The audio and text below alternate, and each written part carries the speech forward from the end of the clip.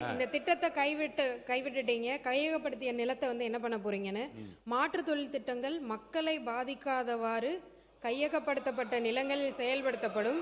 இதன் மூலம் தொழில் வளர்ச்சி மற்றும் வேலை வாய்ப்பு, பொருளாதார வளர்ச்சி இப்பகுதியில் ஏற்படும். அதை விட இவ்வளோ நேரம் வந்து ஒரு சில விஷயங்கள் வந்து பேசிட்டே இருந்தாங்க. ஏன் பரந்தூர் கைவிடப்பட்டது? இதுக்கு வந்து முக்கிய ரீசன் வந்து அங்கே வந்து பல காலமாக ரைஸ் கல்டிவேஷன் வந்து பண்ணிட்டு இருக்காங்க. அதாவது 3 சீசன்ஸ், சாம்பா, தள்ளடி, சொர்ணாவரி அப்படின்ற 3 சீசனில் டிஃப்ரெண்ட் அந்த இது வந்து நம்ம கல்டிவேட் பண்ணிட்டு இருக்காங்க. ரொட்டேஷனில் கிரவுண்ட் நட்டும் சுகர் கேனும் பண்ணிட்டு இருக்காங்க. அதே மாதிரி ட்ரை சீசனில் பல்சஸ் அண்ட் மில்லட்ஸ் வந்து பண்ணிட்டு இருக்காங்க. இதை தவிர 10,000s of metric ton rice வந்து ஆனுவலி தமிழ்நாடு சிவில் சப்ளைஸ் கார்பரேஷனுக்கு வந்து கொடுத்துட்டு இருக்காங்க அங்கே இருக்கிற விவசாயிகள். இது மட்டும் இல்லாமல் பிடிஎஸ் டிஸ்ட்ரிபியூஷனுக்கும் அவங்க வந்து கொடுத்துட்டு இருக்காங்க. இந்த நிலம் வந்து என்ன அப்படின்னு பார்த்தீங்கன்னா, எப்பயுமே ஒரு வாட்டர் பாடி, அதாவது மழை பெய்யாமல் இருந்தாலும் அங்கே வந்து கல்டிவேஷன் நடக்கக்கூடிய அப்படிப்பட்ட ஒரு விளை நிலம். அந்த இடத்த நம்ம வந்து இன்னைக்கு ஏர்போர்ட்டாக மாற்றணும்னு சொல்லிட்டு இருக்கோம். இதை தவிர அங்கே வாட்டர் கெனல் வந்து 2 இருக்கு. குணகரம்பாக்கம், கம்மங்கால் கெனல், 2 கெனல்ஸ் வந்து இங்கே இருக்கு. இது வந்து எப்படி உங்களுக்கு செயல்படுதுன்னா, ஒரு ப்ரெஷரை ரிலீஸ் பண்ணி அந்த வாட்டர் பாடி வந்து தானாகவே அடையார் ரிவருக்கும் செம்பரம்பாக்கம் லேக்குக்கும் இன்னைக்கு வந்து போய்கிட்டு இருக்கு.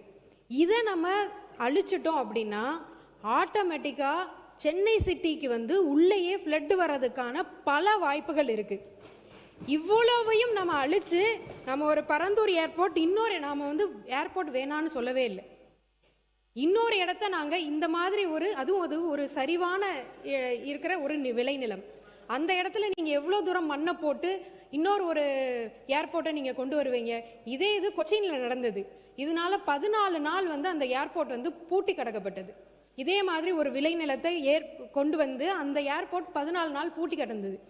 இது மட்டும் இல்லாமல் இன்னைக்கு எங்களுடைய மாண்புமிகு முதலமைச்சர் அன்னைக்கு ராகுல்ன்ற ஒரு பையன், இந்த பையன் அன்னைக்கு ஒரு பேட்டி கொடுத்துருந்தாங்க. எங்களுக்கு பரந்தூர் விமானம் வேண்டாம், நாங்கள் என்ன அந்த விமானத்தில் பறக்கவா போகிறோம் அப்படின்னு எங்களை காப்பாத்துங்கன்னு ஒரு வார்த்தை சொன்ன அந்த ஒரு வார்த்தைக்காக இன்னைக்கு இந்த அறிவிப்பு மக்கள் கொண்டாடுறாங்க.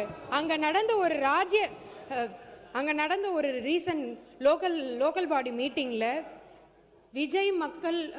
விஜய் ரோடு அப்படின்னு சொல்லி நாங்கள் வைக்க போகிறோன்னு அறிக்கையே அவங்க வந்து இன்னைக்கு விட்டுருக்காங்க. மக்கள் அத்தனை பேரும்.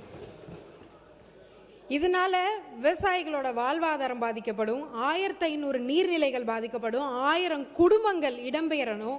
இதையெல்லாம் கன்சிடர் பண்ணாமல் ஒரு ஏர்போர்ட்டை நம்ம எப்படி அங்கே கொண்டு வர முடியும்? இதை தவிர இன்னொரு வந்து கேட்டிருந்தாரு. நான் ஒரு கேள்வி கேட்குறேன். சென்னை ஏர்போர்ட் மீனம்பாக்கம் ஏன் நீங்கள் 5 வருடம் கிடப்பில் போட்டு வச்சுருந்தீங்க? மேலேருந்து சென்ட்ரல் கவர்மெண்ட் உங்களுக்கு அன்னைக்கே அப்ரூவல் கொடுத்துருந்தாங்க. நீங்கள் ஏன் 5 வருஷம் அதை சும்மாவே வச்சுருந்தீங்க? உங்களுக்கே தெரியும் பரந்தூர் ஏர்போர்ட் வந்ததுன்னா இன்னும் 5 வருஷம் ஆகும்னு. ஆனால் அதை எக்ஸ்பேன்ஷன் அன்னைக்கே பண்ணியிருந்திருக்கலாம். அதுக்கான சென்ட்ரல் கவர்மெண்ட் அதுக்கான அப்ரூவலும் கொடுத்தாங்க. என்ன நோக்கத்துக்காக நீங்கள் இதை வந்து ஸ்டாப் பண்ணி வச்சுருந்தீங்க? உங்களோட மனசாட்சியை நீங்களே கேட்டுக்கோங்க.